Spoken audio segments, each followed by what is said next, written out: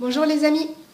Aujourd'hui, nous n'allons rien découvrir de vraiment nouveau, mais nous allons nous entraîner à manipuler les nombres les plus importants pour que ce soit très facile pour toi de les utiliser dans ta vie de tous les jours. En plus, si tu as déjà vu la leçon double et moitié des nombres d'usage courant, alors tu connais déjà presque tout. En tout cas, il faut que tu aies déjà vu la leçon sur le vocabulaire courant de la multiplication et de la division, car nous allons l'utiliser. Alors, tu as peut-être remarqué que dans la vie, on parle souvent avec des nombres ronds, parce que c'est plus simple, comme 10, 50 ou 100. C'est donc intéressant d'être très à l'aise avec ceci, de savoir très rapidement dire quelles sont leurs moitiés, leurs quarts ou leurs doubles ou leurs triples, etc. Alors, si je te demande le double de 5, tu sais que c'est 10, oui. Mais si on nous donne deux nombres, par exemple 15 et 30, nous voulons aussi pouvoir dire quelle est la relation entre les deux. Alors, quelle est la relation entre 15 et 30? Eh bien, tu sais que 2 fois 15 égale 30. Donc, on peut dire que 30 est le double de 15 et 15 est la moitié de 30. Et c'est ça la relation entre ces deux nombres. Prenons un autre exemple. Quelle est la relation entre 25 et 50? Je te laisse réfléchir.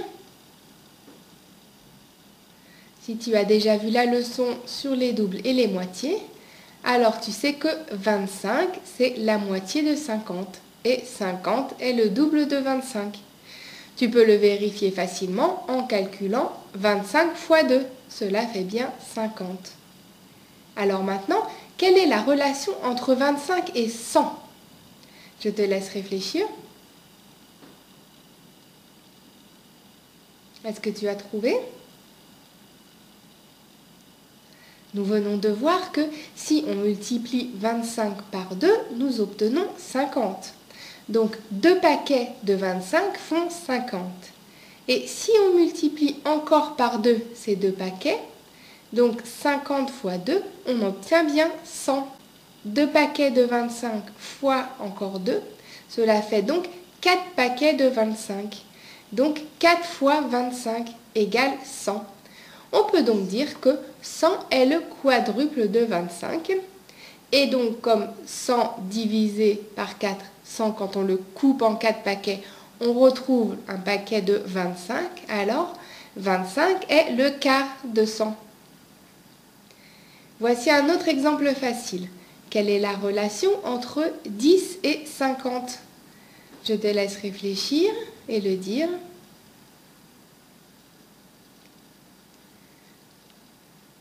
Alors, 50 c'est 5 fois 10. Donc, on dit que 50 est 5 fois plus grand que 10. Et 10 est 5 fois plus petit que 50. Nous avons vu dans la leçon sur le vocabulaire de la division que nous pouvons aussi dire 10 est un cinquième de 50. Puisque 10, c'est une portion de 50 quand on a coupé 50 en 5 morceaux. Tu as compris le principe? Maintenant, tu peux alors me dire quelle est la relation entre 15 et 60. Je te laisse réfléchir.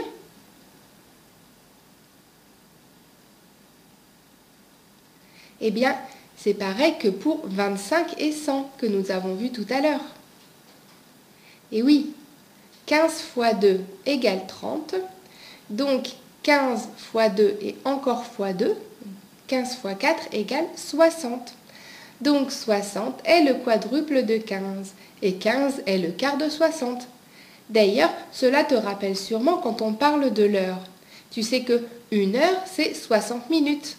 Et comme 15 c'est le quart de 60, on dit bien que 15 minutes, c'est un quart d'heure, un quart de 60 minutes. Voilà, tu as probablement compris, mais ce qui compte dans cette leçon, c'est que tu saches reconnaître et utiliser ces relations très facilement et très rapidement, comme si tu les connaissais par cœur en fait. Et c'est en les revoyant souvent et en utilisant souvent que cela deviendra très facile pour toi. Pour t'aider à revoir plein de fois les relations entre ces nombres, tu peux aller sur le site réviser.eu où il y aura aussi des additions avec ces nombres pour prendre l'habitude de les combiner entre eux. Alors je te redonne donc tous les éléments pour t'entraîner. C'est le site réviser.eu, les leçons du professeur Atout scolaire et notre leçon s'appelle Relations entre nombres d'usage courant. Alors entraîne-toi bien, amuse-toi bien et à bientôt.